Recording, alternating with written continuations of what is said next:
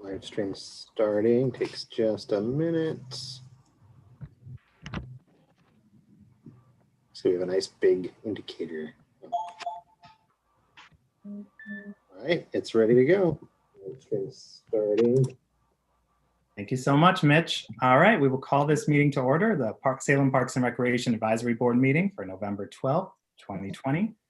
I am Chair Dylan McDowell, and we'll move right into roll call. As before, I'll just call everyone's name to make it easier via Zoom. So, Vice Chair Mickey Varney. Present. Alan Alexander. I'm here. And welcome, Alan. Tony Cato. Present. Great. Diana Dickey. Present. Woody Dukes. Present. Dave Friedenmaker. He notified Tony and I that he is not able to attend tonight. And then Keith Norris. Present. And Paul Rice also notified us that he cannot join us tonight. But we do still have a safe quorum, and we will proceed. Let us move right into our adoption of the minutes. Hopefully, I will say, actually, before we do that, I just want to note that we still have a full agenda tonight, but our goal will be to get a little bit more on track with our time. I know the last two meetings went a little long. Really great stuff that we had to cover, and I think we made a lot of impact in terms of the hearing, and then also discussing the hearing and thinking about procedures and the letters. We'll see if we can get back on a somewhat normal schedule tonight. And I want to note that both Tony Whitler and Jennifer need to leave a little early tonight, so we might move a couple things around to make sure they can talk with us before they have to go. But I think we'll be fine in terms of time. If everyone could take a second to look at the meeting minutes from the previous meeting and let us know if you have any edits or changes that we should consider before we adopt the minutes.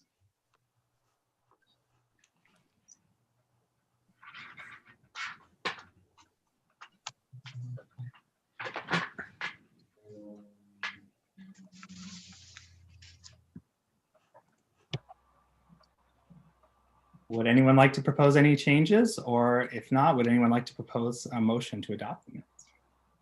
I'll make a motion to adopt as presented. Second. Seconded by Woody. All in favor? Let's just do a say aye for this one. Let's try it since we have a small group today. Aye. Aye. Aye. Aye. Aye. Any Aye. opposed? All right. Motion passes. The minutes are approved. Let's move into our public comment period. I know we did not have any public comment submitted ahead of time, but I do see we have at least one name in the meeting here that I don't recognize, and that's Laura Buell. Laura, I want to give you a chance. If you are here for public comment, you do have 5 minutes that you can provide public comment. We can give you audio and video if that's the case. Mitch, can you unmute her, please?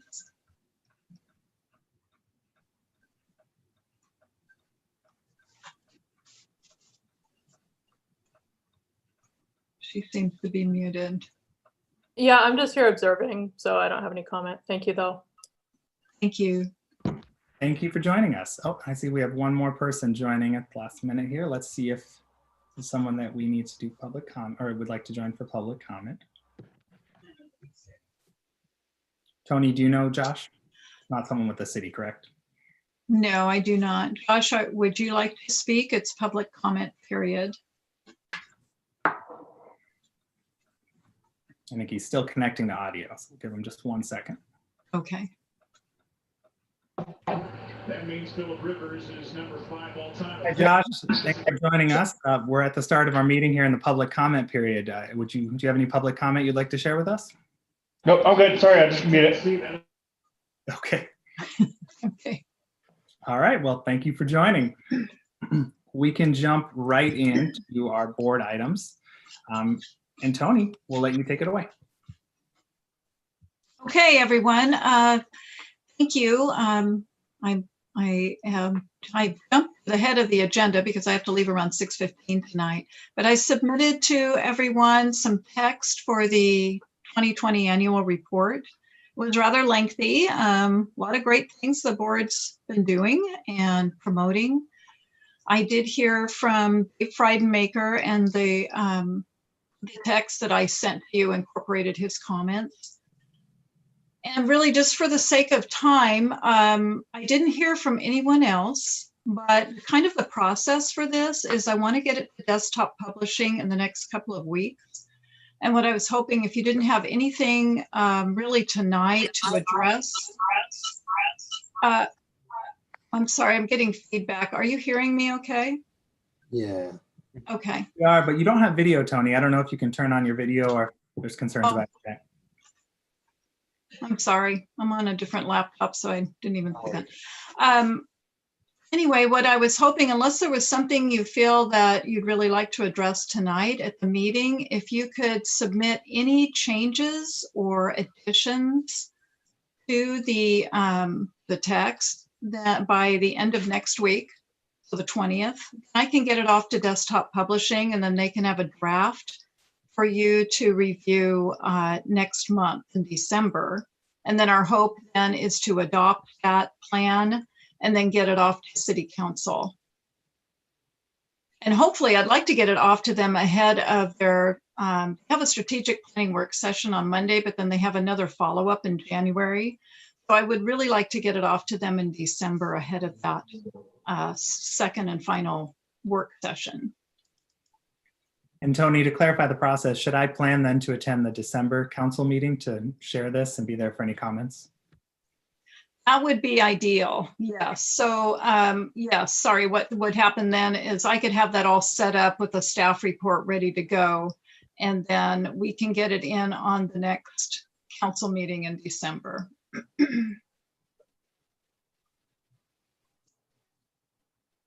Wonderful. So Tony has graciously given all of us, including me, who did not have a chance to make edits, some more time, which I appreciate.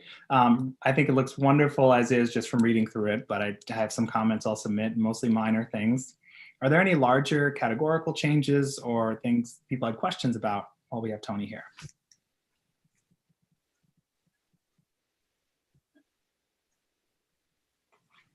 All right, hearing none, we can have a little bit more of a robust discussion about that at our December meeting, but please take some time to read through it and make any suggestions or edits. Tony, the one change I wanted to run by you, I think you had mentioned at one point the mission and vision. I know there was some suggested text in there. Would a motion to update that be part of our next meeting then when we adopt the annual report as a whole? You could make the motion now if everyone has reviewed the mission and vision, and if they approve those changes or don't have any additions or changes, it'd be nice to get it adopted. Because I need to update the board's webpage, and I'd like to do that right away, but I'd like to have the mission and vision if possible. Mm-hmm. Now, if you haven't had a chance to review it, that's fine, and we can do it in December. How do people feel about that? There are a few changes here, and I obviously don't want to rush that decision. So if folks would prefer to think about the wording there a little bit more, I think that they're relatively small in terms of the changes that are included here. Does anyone have any reservations in terms of adopting it today, or has not had a chance to review it closely?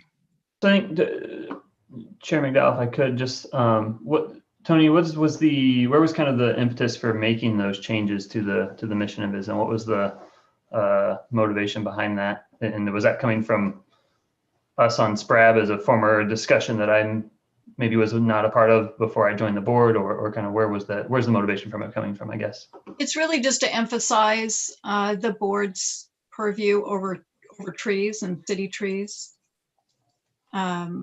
And just their stance on supporting tree canopy. And that wasn't in the mission statement and vision statement prior. I think if I recall too, Tony, there was a little discussion about our vision and mission at the in-person retreat way back when at Pringle, when we talked about making some changes, and I don't think we adopted anything then, but so this is kind of a nice come full circle in terms of including trees there. Yes. Oh, yeah, Mickey. Thank you, Chair. I wanted to make a comment. One thing I had a question about when I read through it the first time is the natural resources. What does that pertain to? Is that our natural areas? It was just kind of unclear to me as to what that was for. So where it says an enhancement of Salem Park, natural resources, trees. Uh-huh. That would include our water, our riparian areas, probably anything really within our parks that have those natural resources, trees, waterways. Well, we don't Okay. regulate waterways, but, riparian areas and plantings, enhancements. Okay. Well, that's what I thought. I didn't know if we needed something in there because we also have our natural areas, which are included with our parks, but I didn't know if there needed to be some mention of that. That's all. Yeah, yes. And then, we also have some sites like at Gear where we have wetlands that we like to protect and enhance as well. So yes, those. Okay. Thank you. So Mickey, are you suggesting maybe we need to specify Salem parks and natural areas? Is that your broad, is that what I'm hearing then? That we're currently not encompassing wetlands and green spaces like that don't fall under a traditional park umbrella? Well, I don't know. I wanted to kind of run it past the rest of you if you feel it needs to be included, because we definitely do have natural areas included. I'm kind of, I don't know, 50-50, both ways. Our park system includes as a classification our natural areas. So okay. It could be really encompassed, under Salem parks. Okay. I think when I read that, I kind of felt like the natural resources sort of captured everything that wasn't already just part of our parks and part of the, the other, where it says parks, recreational opportunities. I just thought it did that was kind of a catch-all for some of those things that don't fit within our traditional parks. So it seemed like, that's what I understood it to mean, which is what I think it means. But that might not be clear to everyone. Trisha, yeah. I think that it is intended to cover natural areas that are in our park system. It's not all natural areas across the city because that's not in SPRAB's purview. So if that needs to be clarified, we can clarify that. But natural areas, as Tony said, natural areas is one of our classifications for parks. So Minto is considered a natural area park. Yeah, and then there's other natural areas within other parks. So we can clarify that if that's unclear. I think so. Where it says natural resources and it doesn't say within our park system. So I read that as, we just sort of advocate for all of the natural areas within our city. And if that's not clear, we probably do need to make that distinction.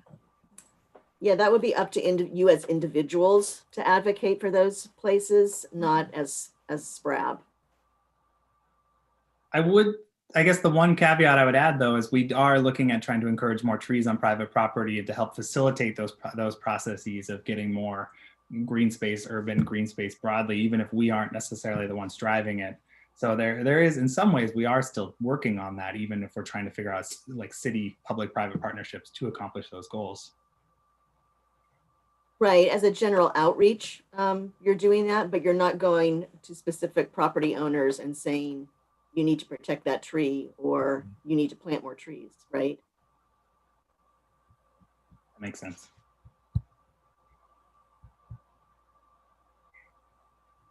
Well, what do folks think? Mickey, where are you after that additional information? Do you have any, are you swayed one way or the other?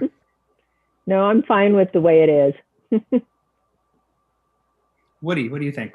I just wanted to make one comment since related to street trees, like chapter 86 is trees on city-owned property. So does that necessarily fit into SPRAB or is just, I just wonder if there's where they fit or where they're divergent, where they don't fit. I don't know. Sorry, just. It's a good point, and we do have that. So are you saying that just including the word trees might be too broad by itself, that it should say city trees? Is that what I'm hearing? Well, when you're talking about natural areas, trees on city-owned property, there are city properties that are natural areas other than parks, and I don't know if SPRAB is taking those in too, or just parks specifically. Well, in chapter 86, it gives SPRAB the authority to hear appeals on those trees. It doesn't necessarily say that you have purview, over the whole program or anything like that. So I guess I would say maybe look at the bylaws and see what it says there. Because I don't think we want to, I think maybe in the plan you can make recommendations on things outside of your direct purview. I think that would be fine. But I guess I just want to make sure there isn't like mission creep that isn't in the bylaws. You might be able to solve it just by saying something like an enhancement of Salem parks, including natural resources, trees, meaning that those are features included within the park system. Keeping in mind it's a mission and vision statement, so it's broad and we don't have to, get down too far down in the weeds, but maybe just add a word or two just to say that, to emphasize that it's within the park. Keith, I see you came off mute. Do you have a comment? Yeah, I was thinking along those same lines, Tony, in terms of saying, enhancement of Salem's parks, including their natural resources, trees, and recreational opportunities.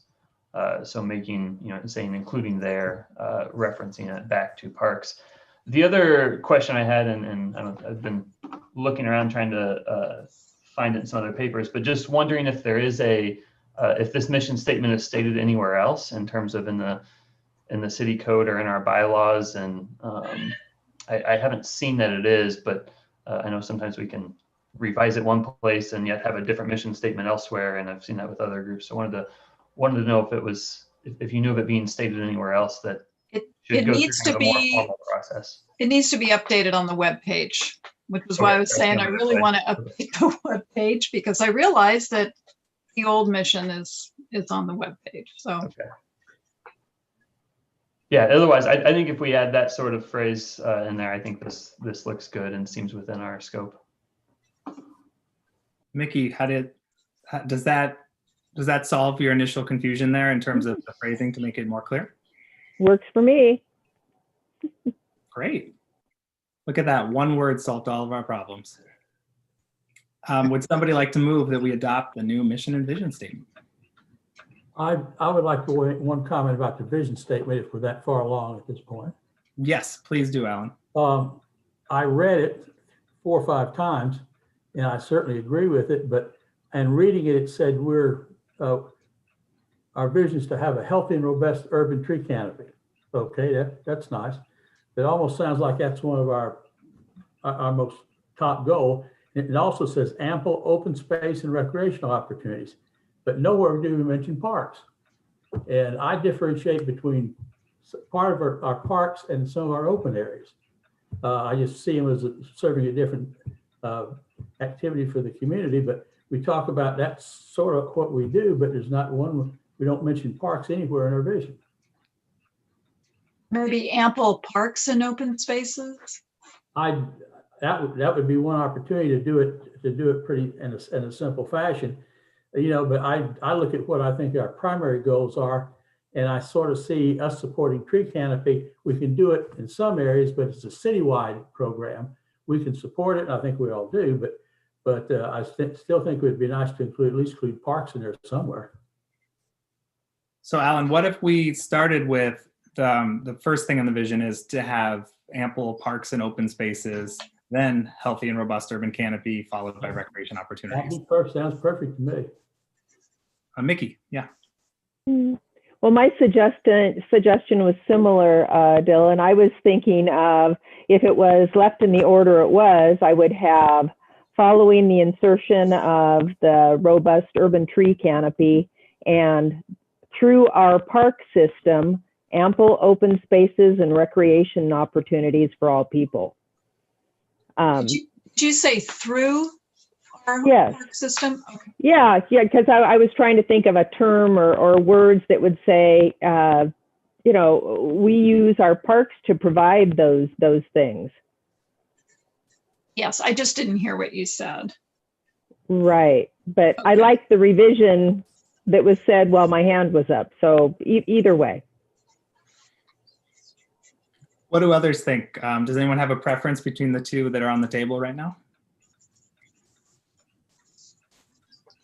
Yeah, Chair McDowell, I'm not sure I captured all of Mickey's text there, but I generally like the concept of saying parks that are contributing these things. I agree with Alan's thought that parks, making parks more of the forefront of it. And so I was thinking of for our community to have ample parks that contribute to urban tree canopy, open spaces, and recreation opportunities, which I think I was kind of drafting that as Mickey was talking, so I missed some of it, but I think it was aligned with what she was saying there. That's correct. I think you might have actually combined both perfectly, because there you're moving parks and open space to the front, which is part of what Alan was pointing out. But then you're using what Mickey was suggesting there, that we could have those be the vehicle that we're achieving the other goals. So I like that a lot. So could you speak to the entire vision statement for the sake of Michelle, who's taking minutes tonight, and for the recording? Keith, you want to try it? You want me just to state the whole vision statement, Tony?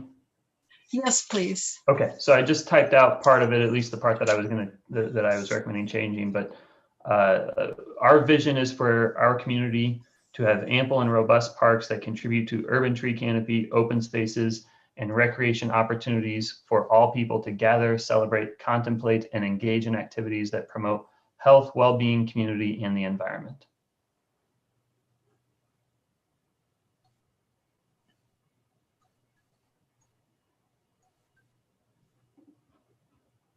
Oh, you put it in the chat. Thank you.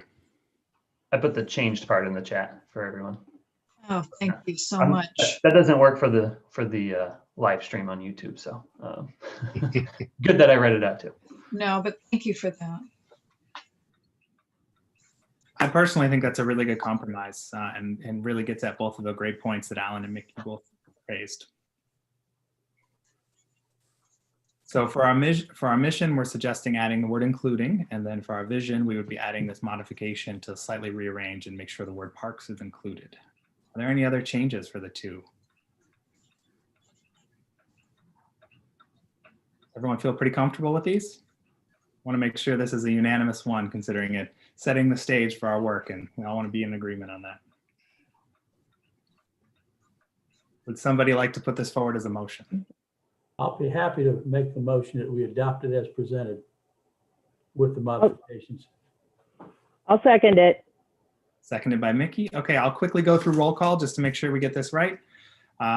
So please say yay or nay. Mickey Varney? Yes. Alan Alexander? Yay. Tony Cato? Yay. Diana Dickey? Yay. Woody Dukes? Yay. And Keith Norris? Yay. And I vote yes as well. So we have adopted our new mission and vision statement for our website. Thank you all. That was really effective wordsmithing.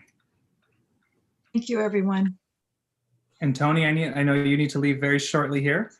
So we will make sure to send any updates to all of us by next week in terms of the text. And then at our next meeting, we can adopt our annual report, and I will plan to present that to City Council in December.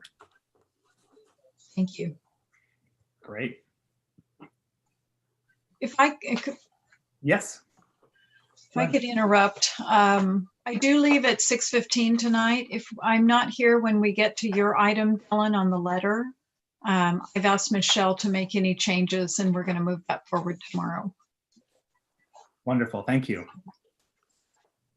Well, let's jump right in then to our Woodmansee Park Aquifer Storage and Recovery Project. And I believe Tom has a few slides he's going to share with us. Is that correct?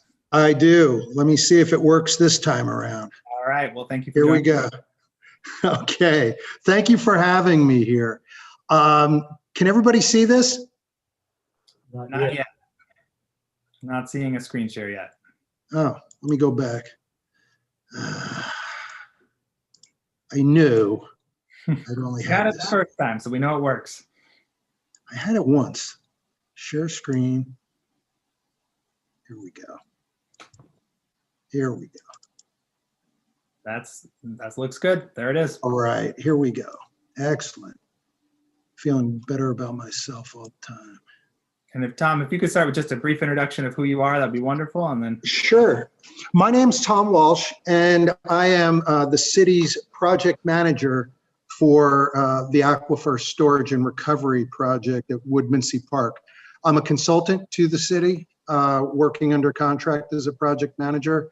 I've been working with city staff for over 20 years on projects around the city, and they have me on board to help them with this project. I report to, just for background, I report to Ben Haney, who's the program manager in Public Works. And Ben and I are working together. We've got a team of consultants and a contractor selected on board, and we've been moving along and rather quickly. And so I've got a presentation here, and I'd like to go through it. Of course, anybody, if you want to interrupt me while I'm going through, please do. I know these Zoom conferences, sometimes they can get a little clunky in communication. So also feel free to just hold the questions till the end, and we can go through these. Let me just jump in. Okay, what I've got here is I'm going to give a little background, and some folks here have probably heard some of this, but I just want to get it in one place.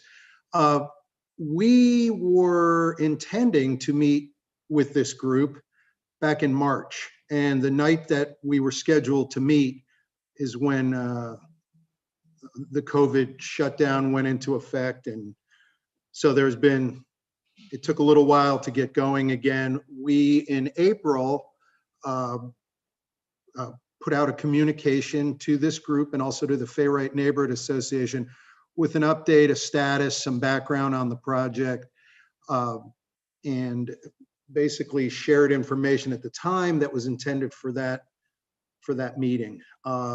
Since then, we've been moving quickly. We're under some time constraints with Oregon Health Authority. There's prior commitments to getting some of the water treatment components online. And we've been working with them because between the fires and the pandemic, there's just been some delays. So with that, I'll get into it. So this is a bit of a context slide here. It shows generally where the project fits into the overall city's water supply system. Comes from the Guerin Island Treatment Facility on the North Santiam down into the city. There are several reservoirs through the city, and there is a large natural underground aquifer that lies under Woodmansee Park. In the park, there are existing ASR wells now. It's the acronym for Aquifer Storage and Recovery. Basically, it acts as an underground reservoir. And in the wintertime, the city puts water into the aquifer. And in the summertime, during peak water demands, this probably supplies about 15% of the city's water during those peak times. The aquifer or the well, for instance, out near the street, that also is a shelter. But those are all wells with pumps attached to them. The ASR, this is a picture here. This is, I think it's ASR 1 and 2. It's when you come into the park, it's on your right-hand side as you go through the S-curve. But the object of these ASR improvements is to increase the safety and resiliency of the drinking water supply. There's treatment upgrades that we're doing. In doing this, we're centralizing the treatment system and upgrading it. One of the more long-term goals of this project is to increase the capacity to be able to, we draw probably about 8 million gallons a day at full capacity from here. We would like to be able to increase the capacity to 20 million gallons a day. That won't all come from wells in the park. It'll have to be outside the park. This aquifer is very large. There's a couple of other wells actually over, for instance, on Arlene and on Friendship. There's going to be some distribution improvements that go along with this to increase the size in the street. of the piping and interconnect the wells. At the same time, we know that all of these create an impact on the park. The master plan is 20 years old. Patricia has been working on an upgrade to the master plan. So these projects are more or less joined at the hip. And so we've been coordinating our efforts and trying to prepare a design that's sensitive to where we're working and try to work in open areas where possible. This map here represents some of the more major constraints to us as we got into the project, and it also shows a footprint for the project, and I'll talk about that in a minute. At the beginning, we walked the site with the urban forester at the time, and this isn't from necessarily a detailed tree survey, but this was to just provide guidance to the design consultant about where the stands of oaks were as a starting point to use as constraints. And those are the crosshatches. We also show the creek channel here. And obviously there's active recreation here. This park is highly used. There's the soccer field, there's disc golf, the tennis courts, the multi-use ball court. What you see here, I'm going to go to the next slide, is the water treatment facility would be here, the centralized water treatment facility, and I'll talk about how we got to that point in a minute. There's an existing maintenance access through the adjacent Avamere property. It's an existing easement. It'll have to be widened. We've been working with Avamere on that, or actually the underlying property owner, and we have an easement agreement in place. We're just finalizing the paperwork. There is piping that will connect the existing wells back to this treatment facility. In the future, the idea is to install additional wells to use as much of the aquifer that is possible. At the same time, we know we have some limits. There was a study done, it was finished up in February of February 2019, as far as investigating the feasibility of additional wells. And those wells, in that study, there was some wells along this property line. There were some wells over here. There's an existing well over near the boundary with the school. It's inactive. And the idea was that the piping would extend through, pick that up, and connect out to Jones Road and eventually tie into the Friendship and Arlene wells. After going out there and starting to look at some of this, we realized running a pipe through here would just be too disruptive. The decision was made to leave this inactive. We also made a decision about not pursuing any wells along this border over here. We focused our attention more here in the southern area of the park, and we're trying to stay in some open areas. Right now, this is just at a very preliminary stage. If we do pursue these well locations, it probably wouldn't be until sometime next year. It's all a case of how much we believe the wells can yield versus the expense and the impacts to the park. This is a rendering of the project, what we're calling is phase one, and that's the treatment facility project. This, for reference, here's the soccer field. This area to the east, that's Woodmansee Court. This is the driveway through the Avamere property. Here's the entrance road. This is the treatment facility. What's in green around it is either new planting or planting to remain. And I have more detail I'm going to go into in a second, but what you see for these open circles, this is trees that would be removed as part of this project. As you know, as you probably know from going out there, there's a number of large mature trees over here that we've been trying to find ways to work in between, but it's difficult. There's going to be a sidewalk and a pipe that comes through this area. And there's a few trees over here. And again, I'll talk about that in a minute with a little bit more detail. This is basically an architectural rendering of what the treatment facility is going to look like. It's about a 2,000 square foot building. It runs probably about 14, 15 feet at the eaves to maybe just a shade under 20 feet at the peak. Generally, it'll be white blocks similar to the other facilities that are out there. We're going to trim this in either a hardy plank or wood finish. It'll be fenced. We pulled security fencing. We pulled the fence in as close to the building as we can to leave as much of the area open around it as possible. This is a busy drawing here. And so let me show you. The X's are shown. This is actually from our construction drawing set. So this is pretty much excuse the term, unadulterated. But I'll go through for some reference points. This is called ASR 4. This is a small building that's at the end of the driveway. Here's the driveway in from the Avamere property. This is the perimeter edge of the pavement that runs around the facility. And here's the building.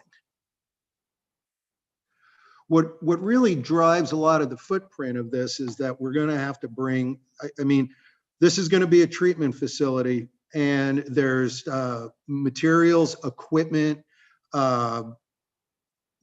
chemical treatment materials that will be delivered here. And the way the city has relationships with these delivery companies, and we checked with them. And just because of the turning radii needed, that did drive a lot of the geometry. So the challenge became to try to find a way to pull this in as tight as we can, because if you try to bring a truck in here, truck will come around, it'll pull up here, take care of its business and leave. This will only operate really at its peak times will be in the summer. Most of the rest of the year, there'll be maintenance to be done on the building and on the equipment, but you won't have the truck deliveries coming in. I'll go through these trees. Total on the project is, I want to say there's 34 trees that are need to be removed as part of the project. 20 of them are in this area. The size of the trees in this area, some of these are mature trees, many of them are. They range in size anywhere from 6 to 37 inches. There's a couple of good sized ones here and here, and also here.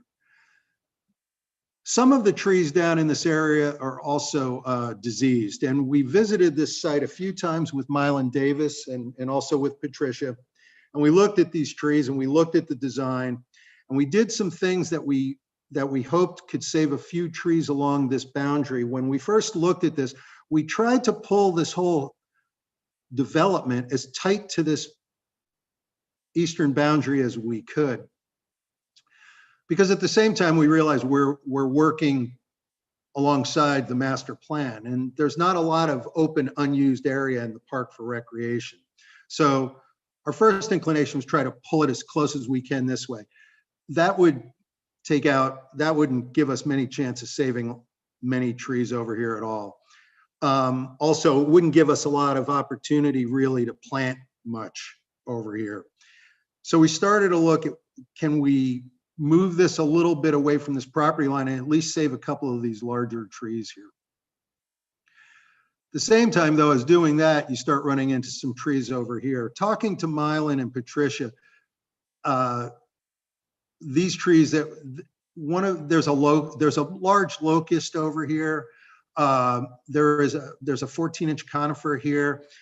These lines around here that you see, these are for stormwater treatment. So this is a swale. It's going to be planted. It's going to have trees. but it's necessary to meet city requirements for treating stormwater runoff. This line that you see here actually is our stormwater outfall. There'll be a bubbler. This is actually some small berms. This will also be planted here. This is just to protect the outfall from erosion as it drains toward the creek. In looking at this area here, what we decided to do, and this is just about a week ago, being out there with Patricia and Mylan, is actually pull this in to save some of these trees over here. It's what this does in pulling this back, though, it reduces the amount of storage that we're required to have. And this is going to require either a variance from the city's design standards or another process to be able to do that.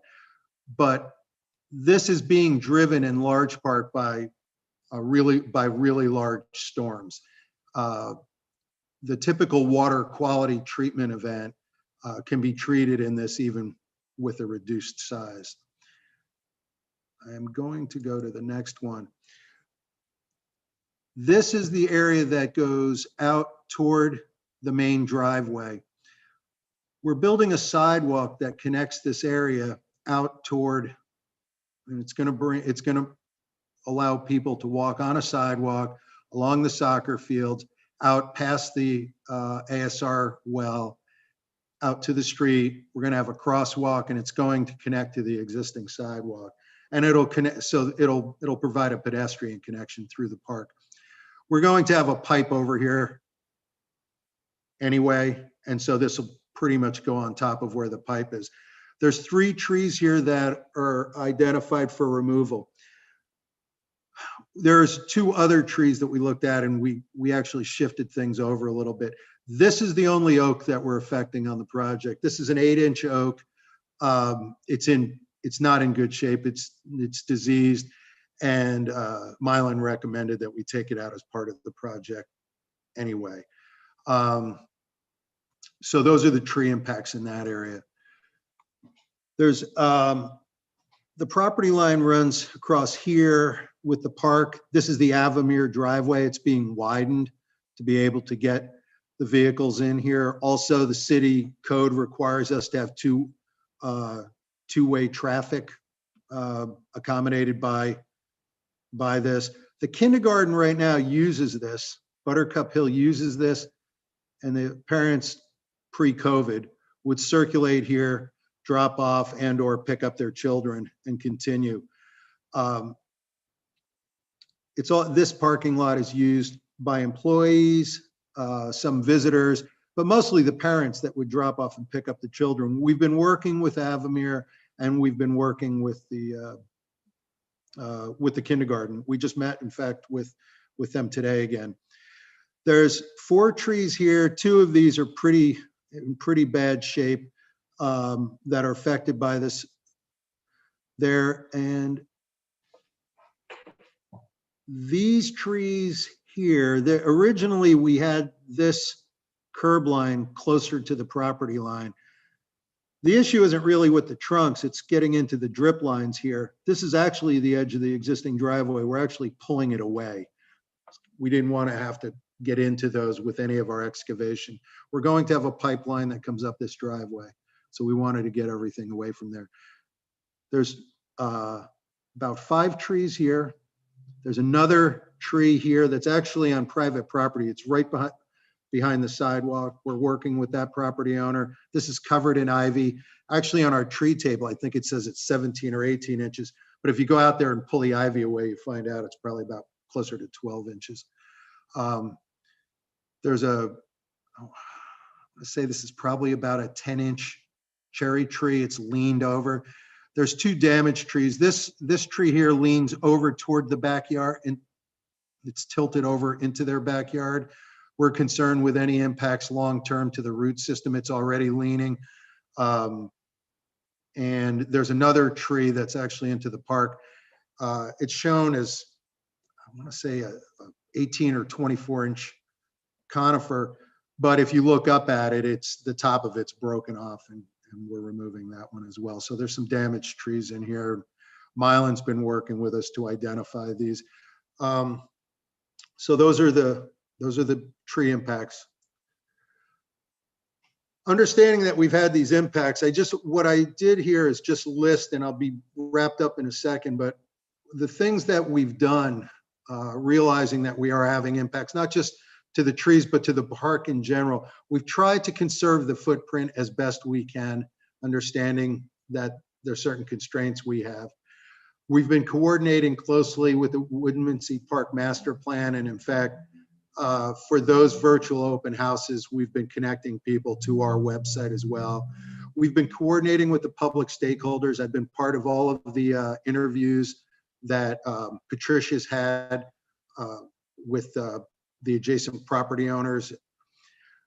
We've been consulting with Mylan Davis to preserve existing trees where possible and removing diseased or damaged trees if necessary. There's going to be new landscape and planting. In addition, there's tree work that's shown, or tree planting as part of the master plan.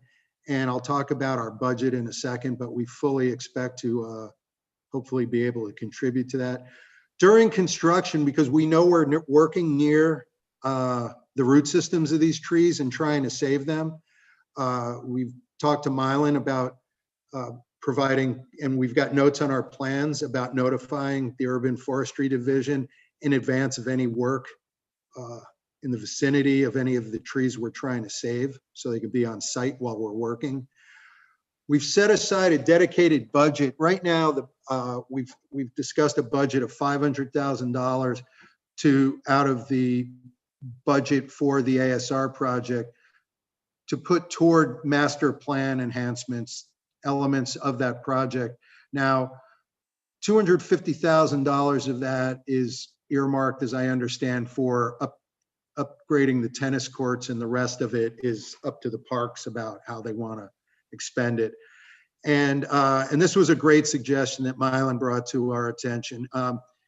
We're going to stockpile the wood that we take down. He'll work with Marion County to donate it to their Fresh Start program. And also there's some of the logs. We talked with Patricia and Mylan while we were out there, and Mylan with Patricia will set aside a few to use for creek restoration. Thank you, Tom. We do need to wrap up. So if you want to go through this last slide, but we do need to make sure we get the rest of our agenda. I will. This is just our schedule. We plan on starting in January, where we're going to wrap up by the end of the year. And that's the treatment facility, the access driveway, and the piping. And phase 2 will be in 2022, probably at the earliest, and that'll be the additional wells. And that's it. And thank you for your patience with me, but there was a lot I wanted to cover with you. It was very thorough. Thank you. It was really nice to have such a good overview. Up to you if you want to keep the screen up right now. We can take some questions from the board. Sure. One just quick question I had is, during the timeline, I read the memo you sent ahead of time. It looks like the park master plan is going to be completed. It said early 2021, but then construction starting in January. Is there concern about overlap between those two, or is this pretty much removed from what's being considered within the park master plan? Probably Patricia can answer that, but the way we've coordinated this is their master plan. It's come together at the same time, but in the master plan, we've identified areas that we're going to be working first. Mm-hmm. And that's a master plan. That's not necessarily going to be work that's going to construction immediately. Certainly. Okay. But the two, you are communicating between the two. And so their master plan is taking into account all of these updates and changes and everything like that. Oh, absolutely. Great. Questions from other board members? Trying to flip through here. So if you mentioned pipelines. Are those mostly buried pipelines? Yes, they are. They're all buried pipelines. Mickey, did you have your hand up? Yeah, it was more of a general question, but since we're talking about the aquifer, since we're in a multi-year drought, is the level in our aquifer dropping? I don't know that I can't answer that, but I will look into that. What I do understand is that the way this operates, this is actually filled during the winter months when the flows are higher in the rivers. And then it's drawn down in the summer. But to your point though, and it's a good one, you can only put so many straws in the same glass. And that's why we can't say yet whether we're gonna have 1, 2, or 3, because every time you operate, you can't operate them all at the same time. You'll have too much drawdown. But it's all a matter of how much capacity do you want to get into your system. So Okay. it's a good question, and I'm sure not every year they get the same results. Thank you. You're welcome. Hey, Tom. Yes, Ben. Yeah, this is Ben Haney with the city of Salem. I'll just add one more point too. So the city tracks how much they inject into the aquifer every year versus how much they withdraw.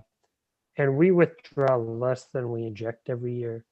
That's not to say there may be some other natural drawing down of the aquifer, but if anything, we're kind of net charging the aquifer over time.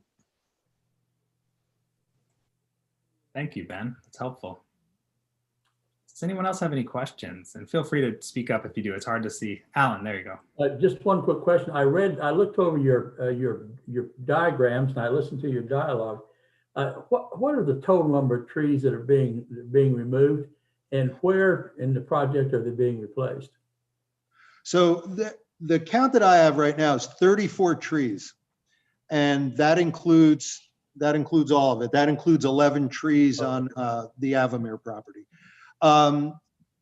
We have right now, we added another 4 cedars along the east property line. And I think so that brings us to 20 to 22 trees. We're removing 20 in the treatment facility area, and I think we're putting about 22 back.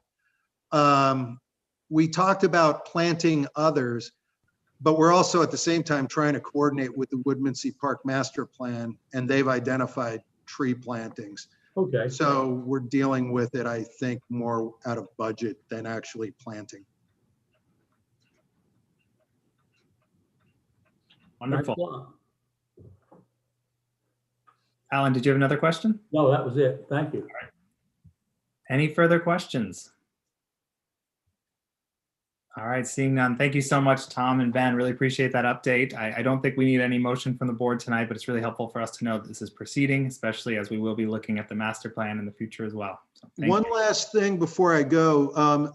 As part of the city's code, we need to post the trees. And because it's a city project on city property, the standard posting for the trees that are going to be removed is 15 days. We're going to post them for 30 days. And the posting will probably go up sometime around or after Thanksgiving. And so, we urge you to share with your neighbors, to go take a look, and we're open to any feedback or comments. So just as a heads up.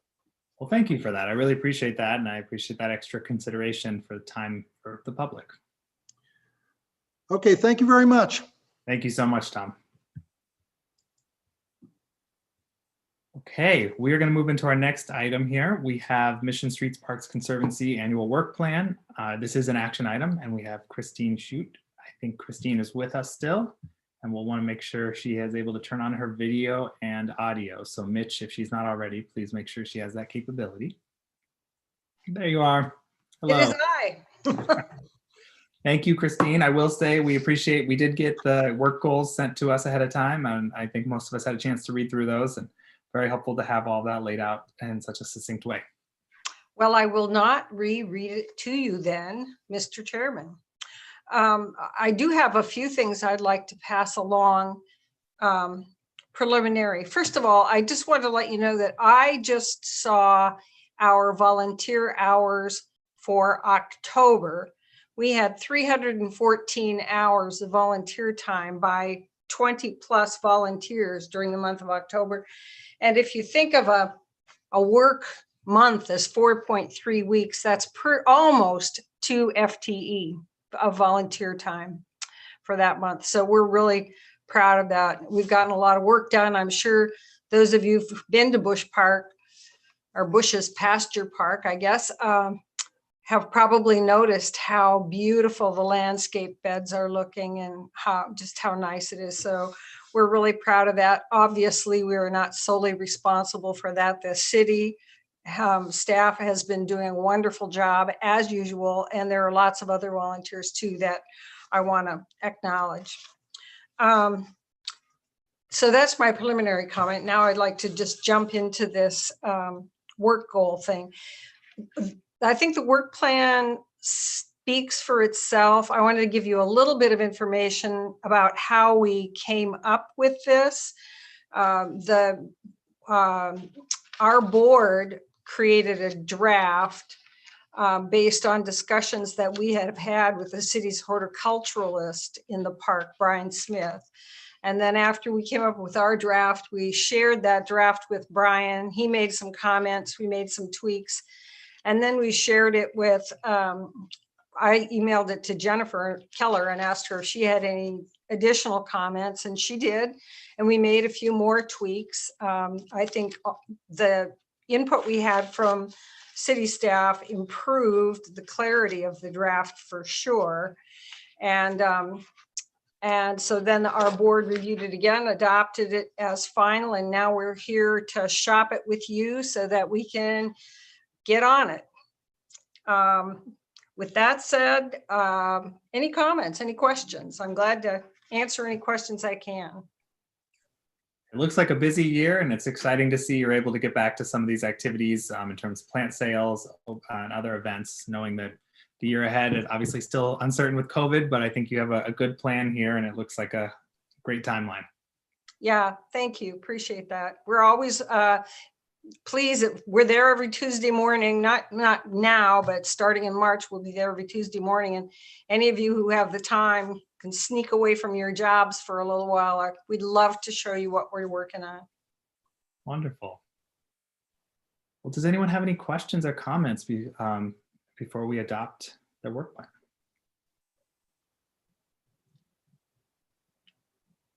Well, it was spelled out very nicely, Christine. I don't have any additional comments. I thought it was wonderful for us to know. And so if no one has any further comments, we can move to adopt and make her life easy.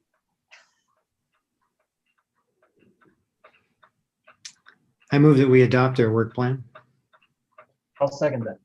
Seconded by Alan, or was that Keith? Seconded. Keith, okay, great. All right, we'll go through real fast for roll call. Mickey Varney? Aye. Alan? Alan? I see the eye, but I can't hear it because you're on mute. There you go. Tony Cato? Aye. Diana Dickey? Aye. Woody Dukes? Aye. Keith Norris? Aye. Dylan and I also approve. So thank you so much, Christine. We're very excited to see the work plan that you've put together, and I hope that I and others are able to get out there more often and maybe on a Tuesday morning to see what you're working on. And thank you. And thank you very much for your time. Have a great evening. Looking at where we are in the schedule and the time, I want to propose that I know Jennifer Keller has to leave early tonight. And so I was going to propose that we move any questions we might have to the Parks Operation Update forward. And then Mickey, I know you had a question for that you were going to bring up in new business that would involve Jennifer. So if everyone's all right, I think we should move Jennifer's portion up now, and then we can come back to the board goals for City Council a little bit later. Any concerns or objections to that? All right. Well, Jennifer, hopefully you're with us. I see your iPhone is on there. And I am. Thank you. Wonderful. Well, let's start out with any, if everyone would move into your agenda packets to the Parks Operations Updates, and any questions or comments about what was presented to us. I guess I'll start with just one. I was curious about, I will admit to being a little concerned about the aggressive actions that were noted in here in terms of park staff safety, and curious about is it DPI, the security firm that we've been working with, or and just how if that's part of the solution, or I know that it talked about additional training for staff, but are there any other strategies being used to help address some of those concerns and city staff safety? So first, let me apologize. At last meeting, I told you a DPI was brought up, and I had indicated that I would kind of provide you an update of where their focus has been from last month to this month. And then I sent the report in and realized after I sent it that I forgot to include that. So let me really quickly, if I might, just kind of give you an update on really what they focus on. So they're really monitoring security services. So they don't have any weapons, they don't have any pepper spray, they don't have anything of that nature. It's really more monitoring in nature. What they do assist us with, they work from 7 in the morning to 11 at night, 7 days a week for us. Their main focus is Wallace, although initially they started off in Marion, and then they've transitioned from some Marion, but now mostly with Wallace once that became a sanctioned area. So what they're doing for us is really, as we're getting ready for park closure times, is they're letting park patrons that maybe are in vehicles in our parking lots who are looking at possibly camping there overnight, reminding them that the park is getting ready to close and they need to move their vehicle and not stay there overnight. They're additionally during the day, during their shifts, they're letting campers know that if they're starting to set up tents or some type of shelter in the developed areas of the park, that's not a sanctioned area of the park, and so that they need to move and either go into the undeveloped section of the park or remove their tent or their structure. They're doing a lot of foot patrols. Marion, it's kind of along the perimeter of of Marion Square Park. At Wallace, they're doing foot patrols down clear to the boat and dock ramp areas, all the way back up to the softball complex. So they do that kind of on an ongoing basis throughout their shifts during the day. They're obviously, if they see issues, if it's during the day when parks are on staff or until parks closing staff have left, if it's issues they think we need to be apprised of. For example, there's a lot of human waste that's been spread all over a porta potty, for example, or something like that. They notify us. If it's not during those hours, they'll put a call into police non-emergency so that can kind of get logged, and then we're aware of that the next morning, right as we get our shifts start. Obviously for criminal activity, then they're contacting SPD and dialing 911. So if they see that a lock or a gate or something has been broken into, and if they don't see somebody there, then they're calling SPD to let them know that there's a possible break-in. So that's really kind of been the focus of what they've been doing for us. We don't anticipate at this point that those parameters would be changing again, because that's not the skill set of what their contract allows for us to happen. So it'll continue to be kind of that monitoring service. But again, it's apprising kind of us or SPD of issues as they arise. Does that help at all? Definitely. Thank you. I appreciate that. And so I guess, are there conversations then about having more police officers or other anyone that does have that kind of ability to be out there with city staff, considering some of the safety issues? So not at this time. I mean, staff has taken a very active approach that where we can, especially in parks, the Wallace and Cascade parks, and especially because of the growth of the unsheltered individuals and where they're locating, is trying to have two staff that are working together. Now, when I say that, our staff, those are large areas to cover. So our staff are not, working at the hip of one another. Some are taking care of one issues in the park and some in another, but at least so that they're in closer proximity. So we've been following kind of that process, and we will continue to follow that process. Some of the issues, though, that we're having, and specifically the one with regard to the handgun on our employees was not at either of those parks. That was actually at River Road Park. We have a couple of parks that Gear Park specifically, McKay Park, River Road Park, which are getting more and more actively used by unsheltered individuals, and especially in the parking lots. And that's just happened to be the case at River Road Park. So DPI at this point is their focus again is somewhat at Marion because that activity has kind of lessened than how it initially was when we first employed them back in March, and focusing more on Wallace. And you know, so they don't go to Cascade at all. And so really we look at when we're trying to take care of issues that don't meet park rules, whether that's taking individuals out of the parking lots and so forth. We're really looking at code enforcement to help with those provisions of the code that don't allow camping, their ability to do that. And SPD really when it comes to just kind of criminal activity.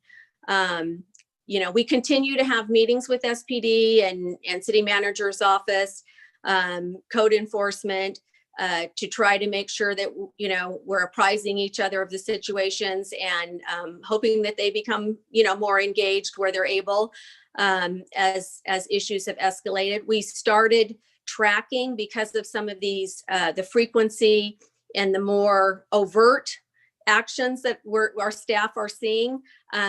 Risk management and the city manager's office have asked us to kind of write those incidents down and to kind of provide that to them so that we can kind of start documenting the frequency and being able to quantify that a little bit to see if perhaps then that gives the ability to have a more presence of SPD in some of those locations. So we've taken those steps. We've provided several of those instances to them. And so you know, it's fair to say it's a work in progress. And we're going to have cleanups. It was just determined today. And when I say cleanups, we're not displacing any of the unsheltered individuals because of COVID. We don't have the ability to kind of do as we have in the past if it's an active camp on displacing folks. These are really what would be considered abandoned camps. And really what we're doing on the 20th of November, we're going to be doing a cleanup with Service Master at Wallace. And then on the 24th of November, we will be doing a similar one at Cascade. We continue with the Trash for Cash program at both of those entities to try to get those unsheltered folks to assist us with cleaning up some of the garbage around those areas. But you know, again, it is a work in progress. Thank you. That really helps. Yeah. And one other thing, since the report was, I know that it came up and I know in my report, you know, it's hard to quantify because some of those areas, just quite honestly, from safety standpoints, or we just don't have the means to get back there. They're just not accessible to do that.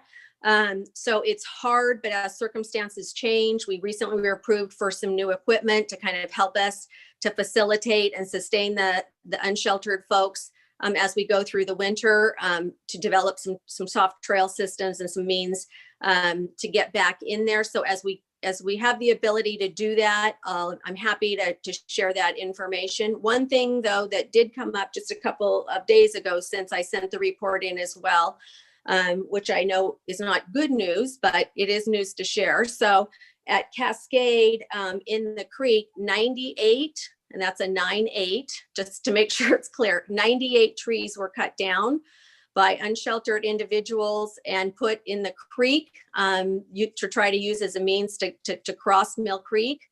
So obviously that's not news that we're happy to hear. But in terms of trying to kind of, you know, be upfront and kind of quantify what we're able to quantify at this point in time. So I wanted to share that with you. That's just new information. And then we're working with stormwater to try to remove all of those trees from the creek. So sorry, that's kind of a downer way to end it because that's an excessive amount. But yeah. So that's very concerning for sure for us. Mickey, I know this is very much in line with what you were hoping to bring up later. Do you want to share some of your thoughts or comments now? I don't want to take up everyone's time, and I think my comments will, or questions, concerns will take longer.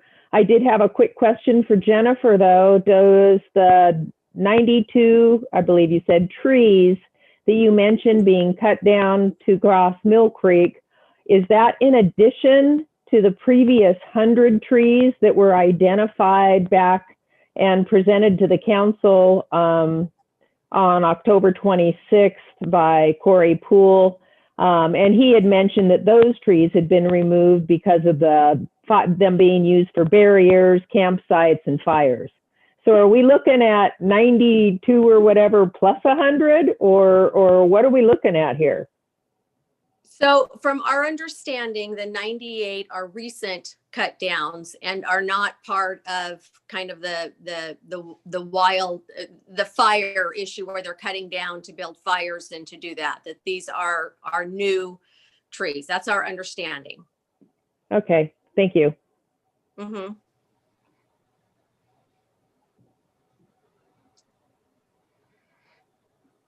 And so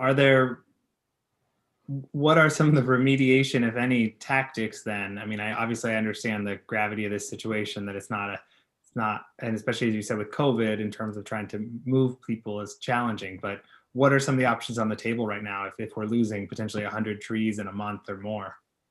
So the discussions have really been to, so far anyway, have really been to wait until the executive declaration is no longer in place and there's an ability to move those unsheltered folks out, and then to really do a thorough assessment of what needs to transpire to rehabilitate those areas, and then going to council and sharing that information, not only by quantifying the number of trees, for example, but from a financial standpoint, what we look at would need from a budget standpoint in order to facilitate that process. So those have been the conversations, at least that we've been involved with to date.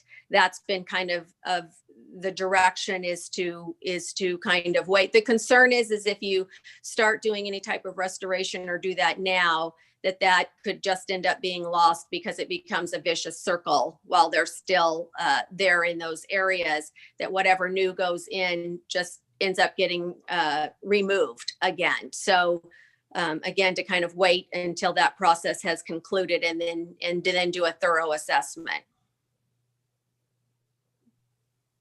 Thank you. Other questions or comments? Keith? Yeah, thank you, Chair McDowell. So Jennifer, I think, it's all around a sucky situation, and I think that's hard to deal with. And I think the trees being lost is one thing, and that's terrible for the park resources. But I think what's really frustrating and scary is the stuff that the staff are having to put up with and deal with and encounter on an increasing basis, it sounds like. And kind of what's being communicated to City Council about that and about those particular safety incidents, right? I mean, I understand there's not a whole lot of options available, but I also think there are ways to mitigate those safety concerns for staff in particular, but also park patrons through increased presence of of the Salem Police, right? And I wonder what it is that they're prioritizing over this to not be able to dedicate the resources to this temporary situation, right? And I think when we're going through things like the cleanups, right? I mean, that's obviously going to be a potentially highly conflicting situation with those camps. That's gonna could spark incidents, right? And I think you got to have police available for that. But clearly the normal patrols are also being an issue. And I think it's one thing to have this temporary situation continuing to go on now. When the executive order is lifted, though, it's whenever that happens, right? It's now an entrenched situation, and and there's also not going to be. I don't know that council is working on any sort of solutions to managing our unsheltered population or helping our unsheltered population after that situation either. So I just wonder what those communications are happening. I want to be sure that we as the advisory board are doing what we can to advocate for the safety of our Parks Department staff and volunteers. So a couple things to clarify. When we're doing the cleanups, like at Cascade and Wallace, and that are being done by service masters. So park staff are there, and we're helping in that process. SPD in those instances, as well as in the majority of instances, community development, community resource officers are present. In addition, we let the city manager's office know of those dates so that they can reach out to the social service community to apprise them of those dates so that they can have people on hand as well to offer services at that time. So that does transpire currently, and I don't believe there's any plans for that to change. SPD is receptive to doing that on those occasions when we do that. It's really, though, becomes an issue of, that's a very different situation than the day-to-day operations of staff just going out there trying to clean and provide the maintenance services out there, to which there's not enforcement out there. And our staff, don't have the ability to do anything from an enforcement standpoint. Of course, they don't have body armor, they don't have pepper spray, they have nothing. They just are out there. So that is why because of these issues starting and because of the escalation of them, that's why we started doing some of these using some training opportunities. So we did some basic self-defense. We're working with risk management to do some, verbal judo type of training as well. So we're trying to do as much training, and risk management has been receptive in the conversations I've had with them for us to facilitate as much as we can find to make our staff, maybe try to at least feel a little bit more at ease going into those situations. But, it's fair to say is, it's very, it's very unsettling for our staff. It's concerning for the union who represents our staff. So there are certain things, that's why we're trying to kind of codify those instances. That's also, union information, the union has requested that information as well, in protection of obviously our staff and the members. So, I think there's some steps being taken just in these since our last meeting here, our last SPRAD meeting. So just within the last few weeks, that hopefully puts us on a path to kind of make sure that folks are aware that these aren't one-off instances, that there's becoming a pattern of these kinds of instances, and the concern that we have with regard to our staff who are just trying to go out there and, perform their daily functions. And that it's not just at Marion it's not just at Cascade and Wallace. The focus can't just be at those two. As large and as prolific as those problems are becoming out there, we're like I said, we're starting to see some of these issues certainly at other parks. So. Yeah, I appreciate that. And I think it's, I'm glad to hear that you've started tracking some of those incidences and getting some data behind it, because I think that will be essential to helping advocate for the staff. But it's not a good situation. And it's certainly a situation that requires compassion at any time, but particularly during the time of COVID. But that compassion can't be putting city park staff and contractors and city parks patrons in a risky situation. So I don't know what the answer is, but I don't like it. Yeah, as far as I'm, aware, we share the details in these reports with, certain departments. We don't personally take that information to council. That's not, our role to do that. So we provide that information to the city manager's office, to public works director, to operations division manager, all of those kinds of folks. risk management and so forth. And we look to them to what level of detail they think is appropriate to city council to make sure that they have a good understanding of the situation. I just want to flag that we only have Jennifer for about 10 more minutes. So I want to make sure everyone has a chance to ask any questions about the Parks Operations Report or on this topic that hasn't spoken yet. Alan. You have to apologize. I'm like a money guy. Jennifer, I know that your budget has absorbed a lot of extra cost in dealing with this camping and our parks. I know that you recovered some of the security cost. I saw a moment last month that you'd done that. Have you been able to recover the other additional costs that's still coming out of your operational budget? We just actually went to council this Monday. We went to city council meeting for a resolution to recoup some costs, as I mentioned, some new pieces of equipment. That would include a couple of ATV Gator vehicles, one for Cascade, one for Wallace, that again would allow us the ability to get kind of further up into those outlying regions of the park. As it's set up now, our vehicles can't get back there and it's not safe for our staff to walk back there.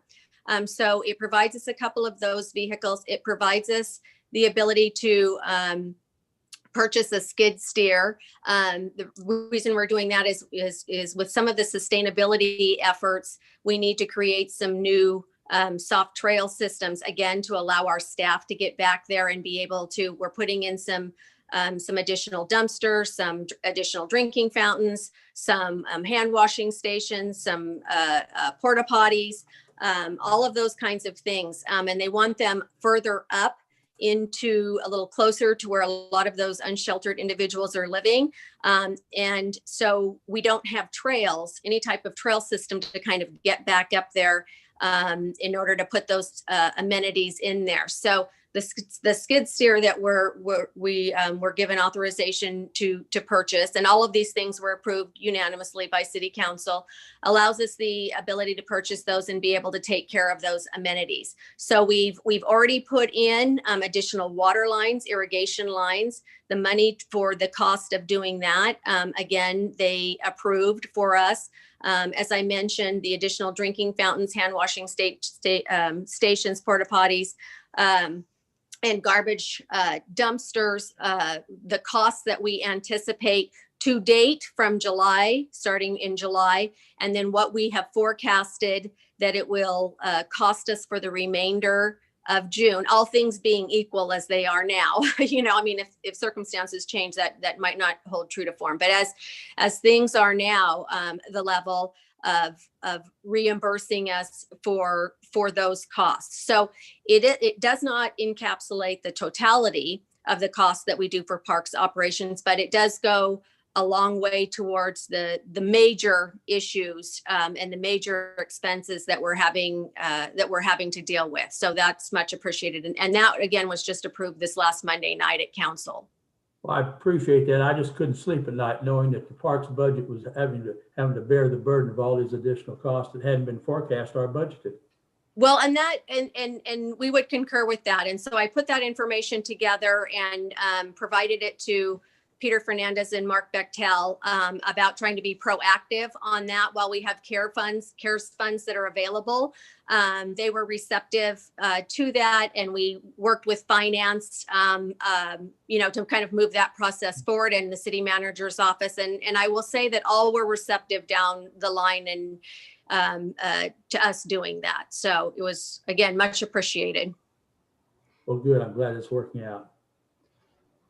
We have 5 minutes of Jennifer's time still. So Woody, Diana, Tony, any comments or questions from either of you, since you haven't had a chance to speak yet?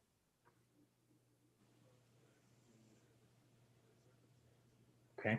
Yeah, Woody. Well, I guess there's, I mean, what can you say? It's all been said. Tree loss, of course. I'm sorry, I'll just let that go. It's just repeating other people say so. I understand. It's fair to say that it's concerning to all of us. It's not our preference. We're trying to make the best out of a situation that we have, and trying to, facilitate the council's directives, and, trying to minimize the impact that it has to the park as much as possible. Wish it was less, and we're hoping in the long run, it's not catastrophic, to be honest. Because they put the campers in the park, so. Thank you, Jennifer. Mm-hmm. So I know, Mickey, that this was, as Dylan mentioned, a topic you wanted to talk about, and I won't be here, but certainly I can, I'll follow up after the meeting to see what that dialogue was, and if there's any additional information or that comes up, I'm happy to provide it. Okay, thank you.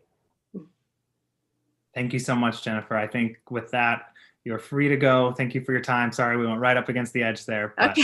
Thank you very much. Appreciate it. Thank you. And Mickey, yes, we can, when we get to the new business, we can come back to this and keep that conversation going. Let's jump back up to the board goals for City Council strategic planning session. This is the draft letter that I provided. So if everyone could pull that up. The background here, I think, was also in the email, but I've been reaching out to City Council and the mayor's office just to try and introduce myself and let them know where, SPRAB is out there. Obviously want to partner with them on all the trees and parks and green spaces and everything, that all these conversations happening. And the mayor had recommended that we make our voice known ahead of the strategic planning session coming up on Monday. And as Tony Whitler mentioned earlier, there's going to be another strategic planning session. This will be the start of a process. And so what I drafted here were 4 different bullet points, trying to outline some of the concerns and conversations we've had either here or ones that have come up repeatedly from community members, etc. And we obviously can add to these. We can remove some if we feel that they're not appropriate. Definitely can modify them, but we want to try and keep it succinct and make it not too big of a laundry list, but really try and give them our top things that we want them to consider as they're developing strategic plans for the year ahead. So the goal now is really excited to hear some of your feedback and make sure we have a letter we're all comfortable with, and then hopefully we can approve that and get that sent to City Council ahead of the Monday meeting. So I'd love to hear everyone's thoughts.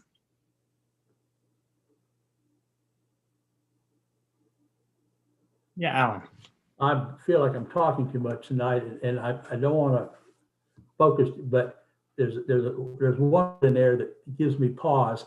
And that's in your first bullet point where it talks about beginning planning for a bond measure and our levy. I would love to see us do a bond measure. I don't know the practicality of it, but I think we ought to work on it. Levy, I'm nervous about unless it's quantified by saying a voter approved levy. Levies are being used in a lot of places these days when elected governments don't want to go to the voters. They just want to add that. And a levy would be great, but I think it should be voter approved. That's a great point. And just to add context, the reason I included the levy was doing some research, and what I heard from city staff is that bond measures cannot cover the maintenance required, whereas levies like serial levies can. And so trying to make sure we're accommodating not just to get new spaces, but to actually take care of them. So I think adding voter approved in there makes a lot of sense to make sure we're being correct with our wording and our intentions. Well, and that may be their intent, but it doesn't, just to be qualified, I can 100% support a voter approved levy. That's a great point. And in terms of the bond measure, you're right that could be a long ways off. From my understanding from the conversations I've had is it's somewhat of a get in line situation of trying to get the conversation going. Portland just passed a new bond measure for their parks, and there's been a lot of other cities. And so I know that as the city's expanding, as we're looking at the Salem plan and the climate action plan, where we could have, up to 60,000 more people coming to the city, it seems like a good time to start this conversation more formally in terms of what would it take to create a bond measure? When would that occur? What is that process like? So hoping that that can be part of their long-term planning. That was the intent going into it. But I fully agree with you, Alan, on both cases that bond measure is probably not going to happen in the next year or two. And also that voter approved is a good addition. I've heard strong support for it, and I've heard the city leadership said, we're going to get to it next time. We're going to get to it next time. And granted, there are other priorities that you have to consider for the city, but We can't count on it. You're right. I don't think we can count on it in the near future. Great points. Yeah, Keith. Yeah, so kind of building on that idea, I would maybe modify the first bullet further to just emphasize the idea of the city investing more into their parks budget and parks department, right? That doesn't have to be through a bond measure or through a levy. The city has a budget. They can allocate more of that budget to the parks without there being a bond measure or levy installed. And so I think we can suggest that a bond measure or levy be considered and planned. But I think even outside of having those mechanisms in place, we want to see a greater level of investment in the parks. So to clarify, you'd be saying something like increase investment in parks, including possible bond measure or voter approved levy, something like that, where it's one of the options. Yeah, or you say that as like increasing investment in parks through the city's budgeting process, consider a bond measure or levy to help generate additional funds, or voter approved levy. I see you had your hand up there. What was that? Go ahead. I think Diana was trying to speak. And then we'll come to you next. Thanks. Yeah, I was going to concur with what Keith said in terms of, I mean, I do think that we need to be now talking about a bond or a voter approved levy, but there may be opportunities to find funding elsewhere in the budget, or, you know, when it's time for the city to prioritize. You know, it's like looking at what are all the resources available and where are they coming from? You know, where can we find them? You know, there's TOT funds, there's, you know, sometimes Public Works has creative ways to use some of their funds to help benefit parks because of other projects. So just really leveraging. So all of that to say, I think, you know, I mean, a high level bullet point, just making sure it somehow encompasses that, you know, let's consider funding, investing more funding into our parks. But then I do think it's important to include the bond levy part of it as well, because that, you know, that's where we would probably get the lion's share of what we need to do that. That's a great point. Mickey. Well, I confer with Diana and Keith that the bullet should be focused more on just increasing, you know, the allotment or just funds available to do a lot of the things that we want with the parks. I was going to recommend, in addition to the changes to that bullet, this is more kind of, I don't know if it's semantics, but switch the order and put it at the end after you've already brought up all the other things. Could you clarify which part you're saying put at the end, such as a bond measure? Oh, no, I actually meant the whole bullet. Move it to the end of the list of bullets, because a lot of people focus more intently on the first part of it. And I know that sounds kind of silly, but I would like to see it as tying all the things we suggested above into something.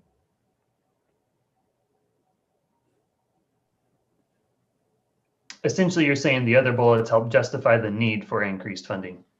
Correct. I think I see where you're going with that. That makes sense.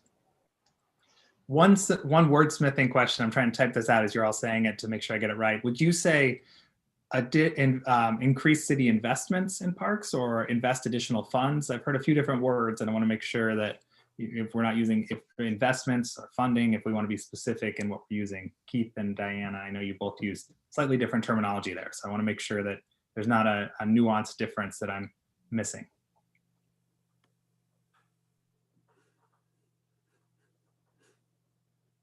And Diana, having been on city council, I definitely value your perspective on how we use these words correctly to make sure that we're getting the right point across.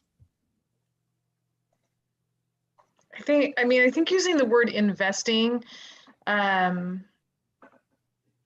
how did you say it? Increase city investments or investments or invest additional city funds is another way we could say it. I'm kind of partial to the investment word, because I feel like it's a little more general, a little more broad, so it could encompass all sorts of resources. Even though we know we're talking about funds, and as soon as you start talking about bond or levy, we know that that's actual dollars. But I kind of like the investment because that also, I feel like that also is like an action, and not just, it's not just the money, but investment sort of implies that we're all investing in this, so it's got a little more heart behind it than just the money part.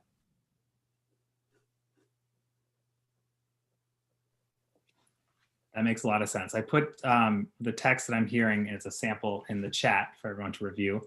Woody, yeah. I think when you say investment, that sort of means you get a return. You get a return for the energy put into it. Investment means that's. Anyway. So are you saying that maybe it's not the most appropriate word then in this case? Oh, I think it is. Okay, just want to make sure.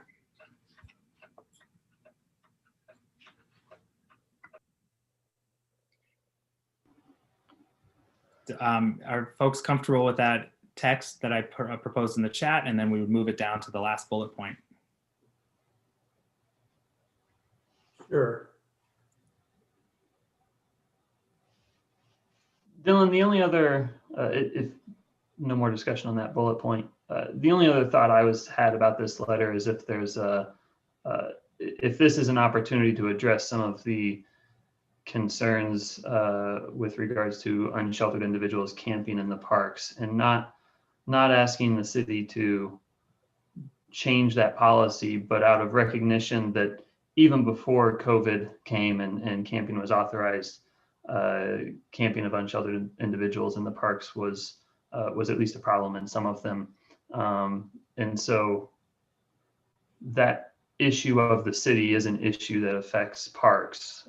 And if this is an appropriate place for us to add a bullet to that as part of the city strategic planning session. I don't know if it fits in with this part of the city's process or not, but I just wanted to throw that out as a potentially other opportunity to mention. It's a good point. I will point out that I believe it was the end of last year, Cassia Quillen, the previous chair, had drafted a letter that we approved that was relating to unsheltered individuals in parks and requesting that the city limit that as much as possible. And it was very much focused on that topic. And that was, I think, at the end of last year. So there is precedence for that in terms of both it having been communicated, but obviously what we heard tonight means that you can't say it enough.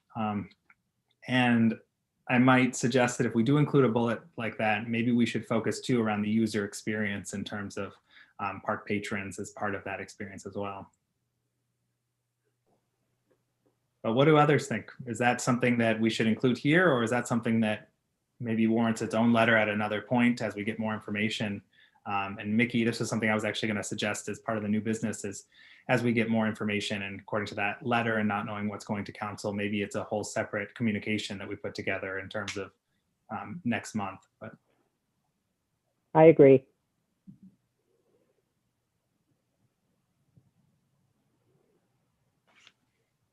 how does everyone else feel about that approach, that we would potentially leave these goals as they are now, but then think about trying to create something more focused on that issue next month? I think that may be the prudent way to go about this. I know council, or at least through my counselor, there's a lot of discussions going on right now about how to deal with this problem. And us just adding on it, I don't think would accomplish. They know the work they got to do, and they know they got to find some tough solutions.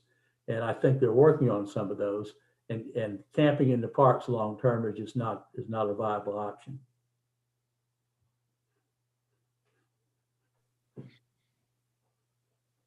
Are there any further additions, comments, or changes suggested for this letter for us to communicate to council?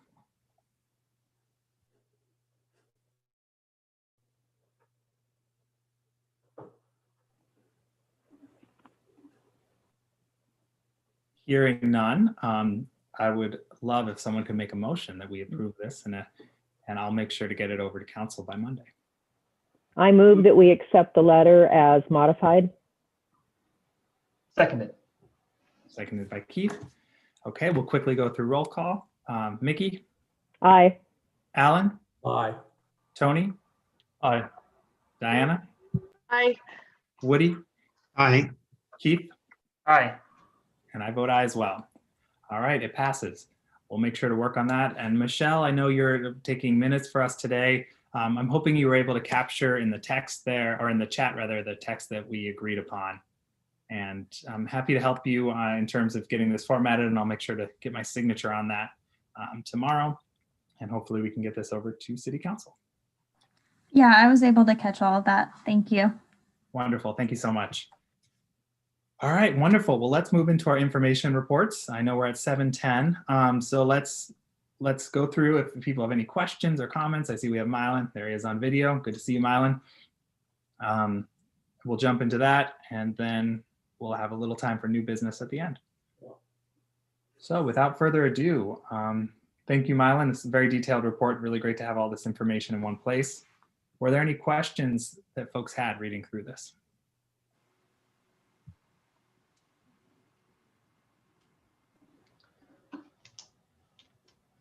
Mylan, the one of the questions I had, I don't know that it was particular to anything in the report, but just more generally, I know the city's focus on oak trees and protecting of oak trees, and there's a lot of looking at protecting and replacing those. Is there any active planting projects of oak trees outside of replacement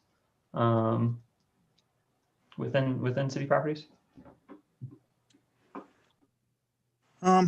You know, I would probably speak to Brian Smith more than anybody about that. I would say that at the moment, although in plan, I think we're definitely going to start doing a lot more plantings in the parks with Oregon white oak, with the native oak, and my staff specifically is focusing on planting oaks in the right of way as street trees, and looking at a lot of options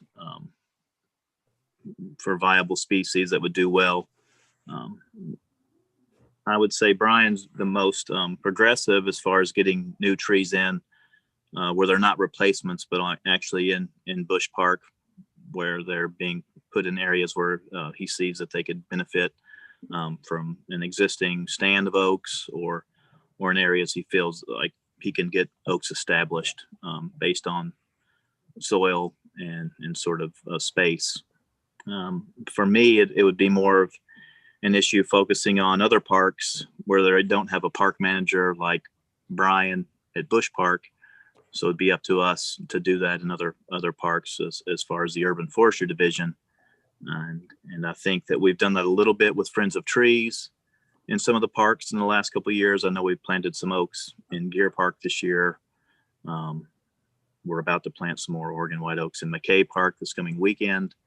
But as far as like, you know, one by one trees here and there, mostly what we're doing now, but I'd love to focus in the future on actual new stands of oaks and how we could sort of make that happen. But it's definitely a goal for us to continue to plant Oregon white oaks. But like I said, myself and a few other members of the staff are trying to figure out ways to plant West Coast species oaks. We're looking at some evergreen oaks for this year's planting list, and to focus a little bit more on sort of oaks that would fit, I would say, the Willamette Valley climate, and is moving forward. Global warming, trying to figure out trees that could do well without water in the summer, considering we have summer drought here. And a lot of the trees that we do plant and have planted in the past are trees that are more focused on an East Coast species, let's say, or sort of a temperate rainforest type tree, where they need that summer water, and if you don't get it here for a couple summers, a tree could possibly die. So yeah, focusing on oaks is definitely something that we will add to our plan moving forward, and hope to do that a lot. Great. Yeah, appreciate it. It's just something that through the aquifer development discussion and some of the other reports just struck me that we do a lot of replacing, but I wasn't sure how much proactive work we were doing on it. So that's good to hear. It's in the works anyway. Yeah. Yeah, Woody. Good question. Yeah, I think some park areas maybe have to be considered to be returned back to a savanna environment so that it's healthier for the Oregon white oaks, for the drier, for them to have dry.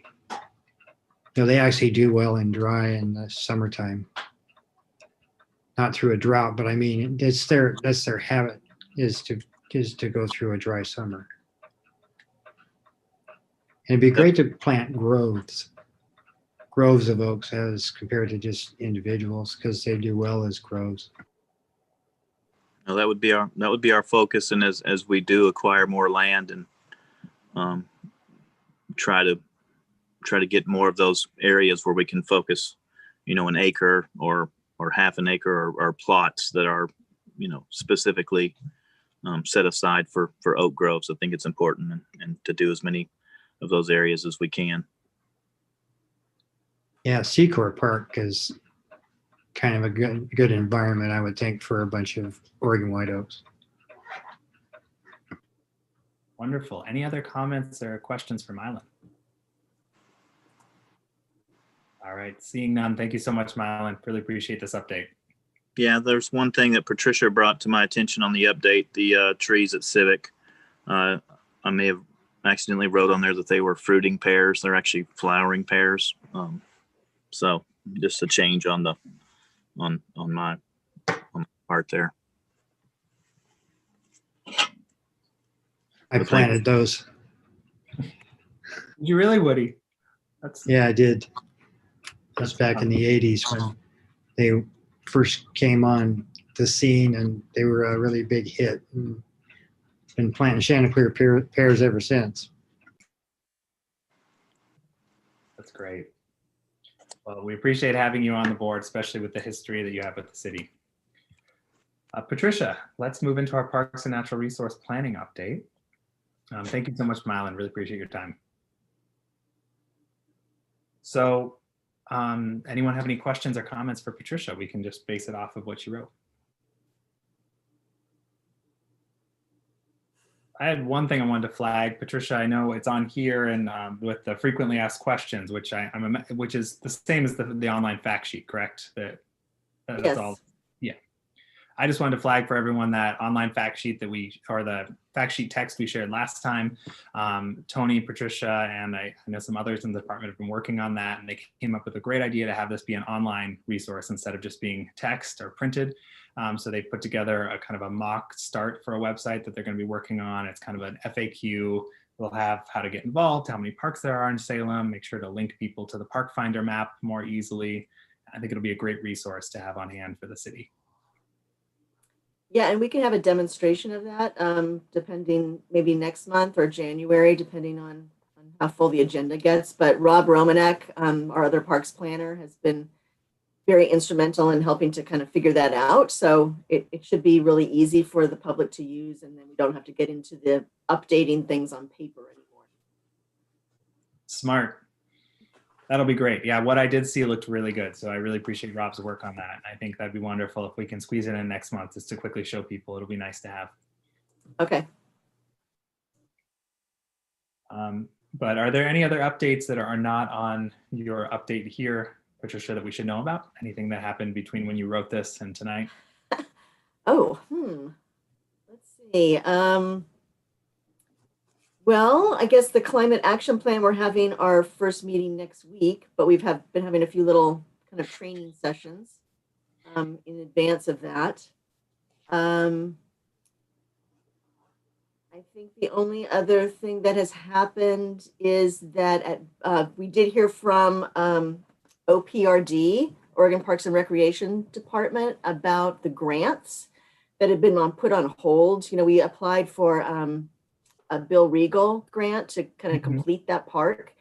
And then the COVID happened, and because they're funded partially by or exclusively by lottery dollars, they put the grant program on hold until they got a sense of funding. And they just put out an announcement last week saying that they are going to go forward. They have less money than expected, but they are going to go forward with funding some projects. So that's exciting because we feel like the Bill Regal project is a really good one. It's in a high demand area for a park, and it would complete the park. So that would be something that we could check off our list then, and it would update it and provide some new facilities for people in that neighborhood. So, so we're waiting to hear on when they want us to do a presentation to them. Wonderful, thank you. That's exciting. Any other questions for Patricia? All right, well, that was nice and short. Thank you. We still have our recreation services update. I see Becky is here, and hopefully everyone had a chance to read through that. I personally didn't have any questions, except for saying that I hope you have good weather tomorrow for the owl prowl, because that looks like a fun activity. And otherwise, it all looks really exciting to me. It's great to see so much is happening despite COVID, and that the city's still putting on all these activities. Yes, we're looking forward to it. Anyone else have questions or comments for Becky? Okay, well, thank you, Becky. That was a Thank really you. Very thorough and updated. Really appreciate that report. Thank you. So we'll move into our new business section. And Mickey, do you want to kick it off by just sharing a little bit more of what you shared with Tony and I ahead of the meeting, and building on what Jennifer shared? Yeah, I certainly could. And thank you, Chair and members of the board, for giving me this opportunity. We've touched on the item I want to talk about in numerous ways and pieces tonight, but I wanted to bring it up as kind of a unit so that we can determine an action that we want to take. In the past couple of months, the camping issues in our parks has really come to a head. And I look at our mission, which is to preserve, protect, and enhance our parks, and the fact that we are a key player in this whole picture. And I'm concerned because we haven't been included in the communication of some things that have been going on. And I just wanted to give you a timeline of a couple of things. SCAN neighborhood, the South Central Association of Neighbors, presented a resolution on unsheltered persons and camping in our city parks, and they presented that. They gave it to all the neighborhood associations and I believe City Council, and that was October 22nd. And then in the October 26th City Council meeting, during the public comment, Corey Poole, who is the Southeast Mill Creek Neighborhood Association Chair, provided a PowerPoint presentation called Please Save Our Parks. If you want to view it in the recording, it's at the 50 minutes and 32 seconds into that meeting. And it was really good. I mean, he had lots of slides and he pointed out a lot of things that he had seen primarily in Cascades Gateway. And it really brought attention to a number of things. And the counselors had a good discussion afterwards. Manager Powers was contributing to the discussion. Gretchen Bennett was, especially on the vehicles and what the city is doing. And so these conversations have been going on, but we have not been included anywhere in these conversations. And then at the City Council meeting on November 9th, as Jennifer mentioned, there were a number of resolutions having to do, one with budgets and allocating money, and the one that impacted the park's operating budget was almost 200,000 of the 1.4 million that was appropriated. You know, that's the sort of thing that impacts us. The motion from Councilor Vanessa Nordyke regarding establishing a mobile response unit and a committee or task force being set up to look at that.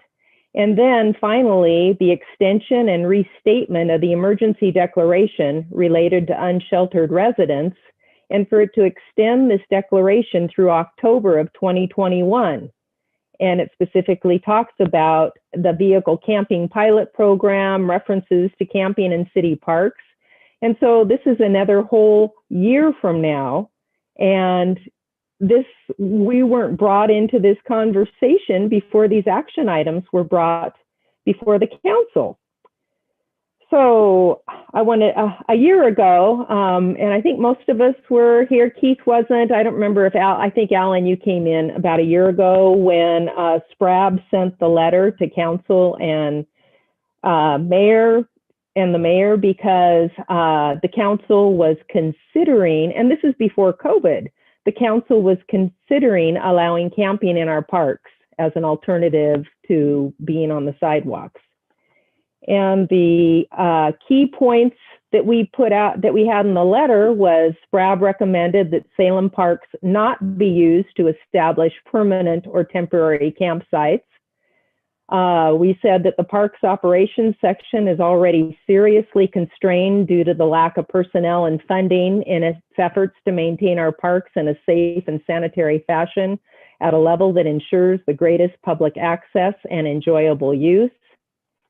And then the third bullet, please make sure to include SPRAB in any further discussion on this issue. So that is a letter we sent a year ago, and I have concerns because we have been left out of a lot of these conversations that have been going on.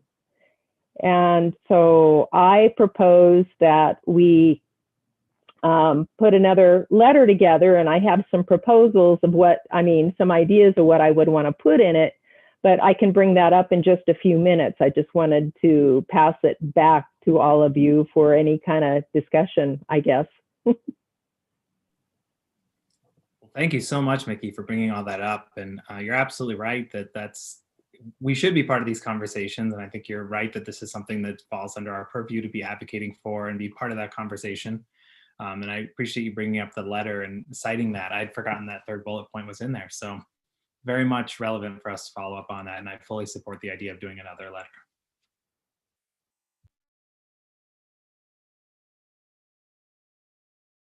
But what do others think? Immediate reactions?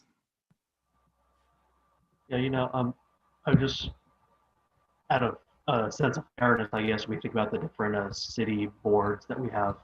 So Downtown Development Board, Economic Development, anything related to downtown where unsheltered people were obstructing, commerce and, different things like that. They should have as much of access to the council as we should, and we should as much as they do. So if there's an inequality of that, then that's an issue. I just don't know if that's the case.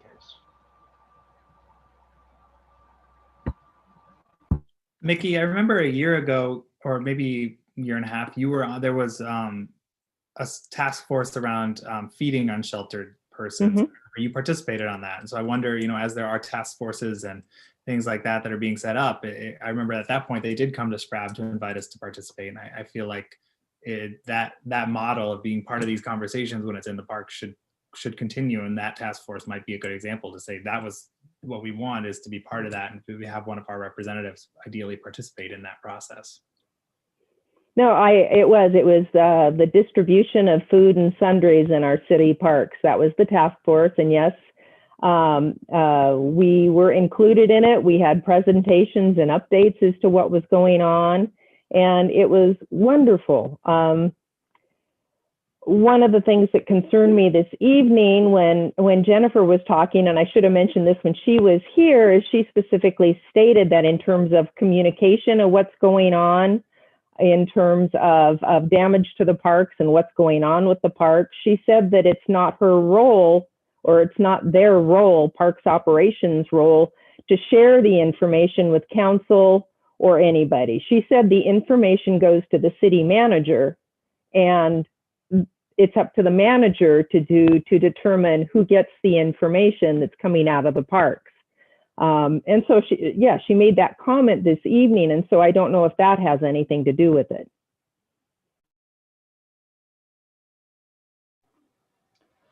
I noticed that comment as well, Mickey, and thought that, well, she's right?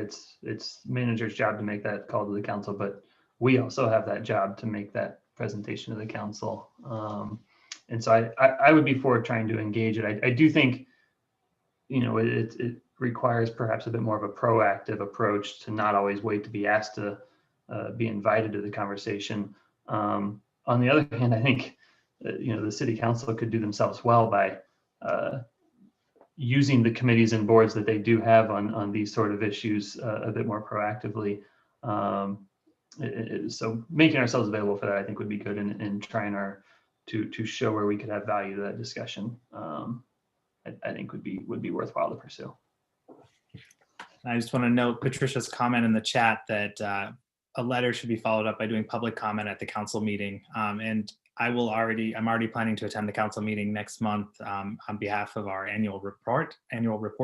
And so I could definitely be there for both. And then Mickey, I'd welcome for you to join as well to be part of that. And we could be there to talk with them. And if we want to go sooner, we can, but just noting that if nothing else, we should make sure to have that be a time we talk with them about this.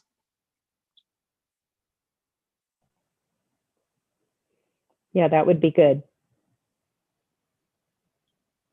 So I guess in terms of next steps, then it seems that most of us, I think, are in favor of the idea of communicating this to council, communicating some of our concerns and the desire to be more to be included more often in these conversations and have a voice for this.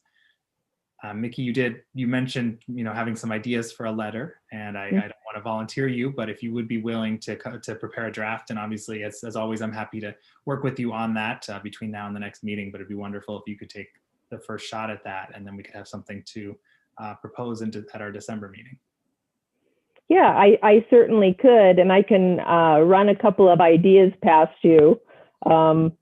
Even this evening for some things. Maybe I should get a little feedback from folks to begin with, because I don't want to come out as being too brash here, Well, what are some of your framings? I mean, if you just want to real quickly tell us what you're thinking, or if you are concerned, then we can make sure that we're on the same page on tone. Okay, well, I'm proposing that we include a couple of bullets or a paragraph, whatever, and relay our concerns in regards to actions that are being taken that impact our community and our parks without sufficient input from involved parties.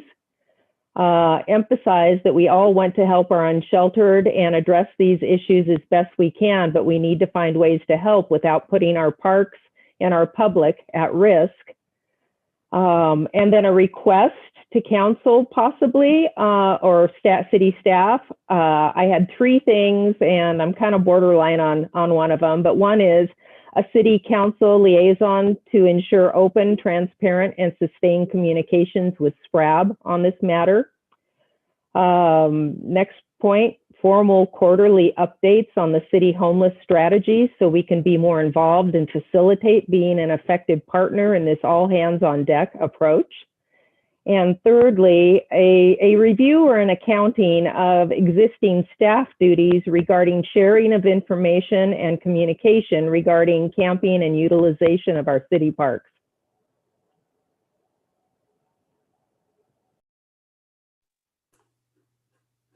Alan, I see you have some thoughts. I would tread cautiously in that last point. We don't want to embarrass anybody or step on anybody's toes unnecessarily. Good point. That's why I wanted to put it out there. But the mention, yeah, I don't know if there's a way we could do that diplomatically, but it was already brought up this evening that there's an issue. Oh, I think there's an issue, but I said we need to walk carefully in that one. Okay. Put our heads together. I think we can probably think of something that conveys our concern without throwing any blame anywhere. Okay. No, good point. Thank you for that, Alan. Any other feedback that people have right now to what Mickey shared?